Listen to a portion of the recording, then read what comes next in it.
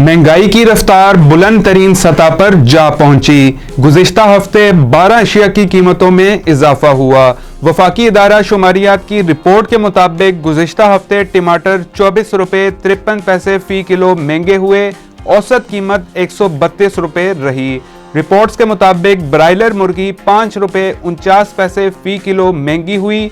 औसत कीमत 455 रुपये रही, जबकि केले 9 रुपये 40 पैसे फी दर्जन महंगे हुए। चीनी 1 रुपये 25 पैसे महंगी हुई। औसत कीमत 146 रुपये फी किलो रही। इदारा शुमारियात के मुताबिक मटन 15 रुपये, बीफ 6 रुपये, दही 1.53 रुपये, दाल मूंग 1.67 और दाल मसूर 1.21 रुपये फी किलो महंगी हुई। रिपोर्ट्स के मुताबिक एक हफ्ते में सस्ती होने वाली चीजों में प्याज 29 रुपये 17 पैसे फी किलो सस्ते हुए।